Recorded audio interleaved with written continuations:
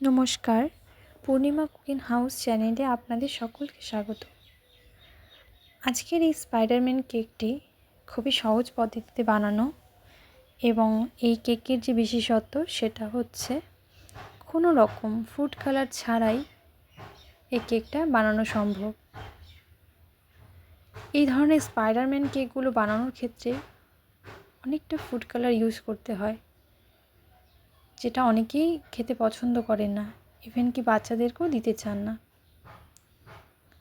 আর বাচ্চাদের খুবই পছন্দের একটি কেক হলো স্পাইডারম্যান কেক। কিন্তু আপনারা যদি এই পদ্ধতিতে কেকটা বানান, আপনাদের কোনো রকম ফুড কালার এই ক্ষেত্রে ইউজ করতে হবে না। শুধুমাত্র যেটা প্রয়োজন সেটা হচ্ছে স্ট্রবেরি ক্রাশ।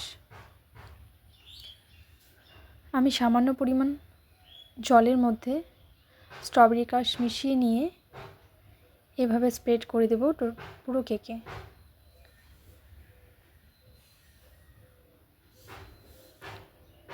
পুরোটাই স্ট্রবেরি ক্রাশ দিয়ে এবং জল মিশিয়ে এভাবেই করতে হবে। আবার বেশি পরিমাণ জল এখানে ইউজ করা যাবে না, তাহলে ক্রাশটা পাতলা হয়ে যাবে। এখানে ক্রাশ ইউজ করার ফলে কেকের টেস্টটাও যেরকম বেড়ে যাবে, কেকটা দেখতেও খুবই সুন্দর লাগবে। ফুড কালার ইউজ করে যে কেকের ফাইনাল লুকটা আসে, স্ট্রবেরি ক্রাশ দিয়েও সেম একই লুকই আসে, বাট এক্ষেত্রে কেকের টেস্টটা একটু বেশি বেড়ে যায়। আমি যেভাবে ক্রাশগুলো সাইড দিয়ে ফিল আপ করে দিচ্ছি, আপনারা একটু দেখুন। ধীরে ধীরে এভাবে স্প্রেড করে নেবেন, কোথাও যাতে হোয়াইট পোর্শন বোঝা না যায়।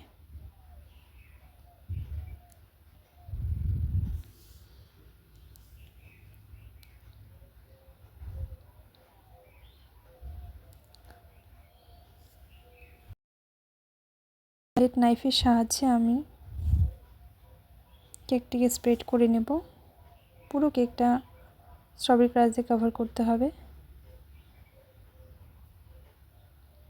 কারণ স্পাইডারম্যান কেকগুলো পুরোটাই এইরকম রেড পোর্শন দিয়ে ঢাকা থাকে।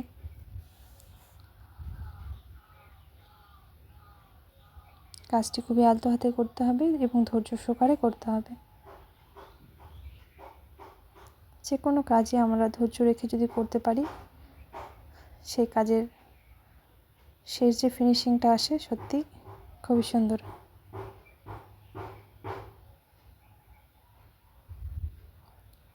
তারপর কিছুটা পরিমাণ গানাশ আমি মেল্ট করে নিয়েছি, ব্ল্যাক চকলেট।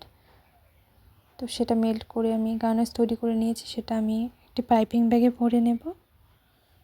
নেওয়ার পর আরেকটা ট্রিক্স এখানে রয়েছে, সেটা হচ্ছে স্পাইডারম্যানের জালগুলো বানানোর সময় খুবই প্রবলেম ক্রিয়েট হয়। তো এই রকম যদি ডট ডট করে নেওয়া যায়, সেটা বানানো খুবই সহজ হয়ে যায়, জালগুলো ছোট বড় হয় না আর কি। তো আমি এইভাবে গানাশের সাহায্যে জাল বানিয়ে নেব ডট ডট দিয়ে।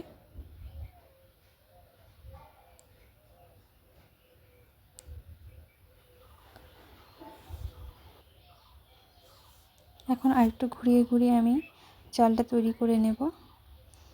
পুরো জালটা এরকম একটু একটু করে ঘুরিয়ে ঘুরিয়ে করলে জালটা দেখতে আর খুব সুন্দর লাগবে। তো স্পাইডারম্যান রেডি হয়ে গেছে অলরেডি, তবে আর কিছুটা কাজ বাকি আছে। এখানে দুটো চোখ দেওয়া বাকি আছে, তো সেটা আমরা ক্রিমের সাহায্যেই বানাবো। আপনারা চাইলে স্পাইডারম্যানের যে চোখগুলো আছে সেগুলো স্টার নজেল যেটা পাওয়া যায় ছোট, সেটার মধ্যে ক্রিম নিয়ে করতে পারেন, বা পাইপিং ব্যাগে শুধু ক্রিম ভরেও এটা করতে পারেন।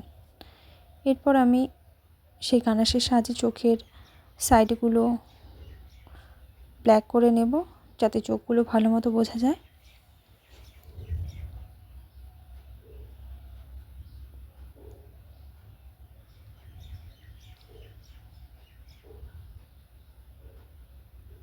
স্টার নজেল দিয়ে চোখগুলো বানালে একটু সুন্দর লাগতো চোখগুলো দেখতে। তো এ হচ্ছে আমাদের কেকের ফাইনাল লুক। স্পাইডারম্যান কেকের ভিডিওটি যদি আপনাদের একটুকু ভালো লেগে থাকে তবে একটা লাইক করে দেবেন। Thank you.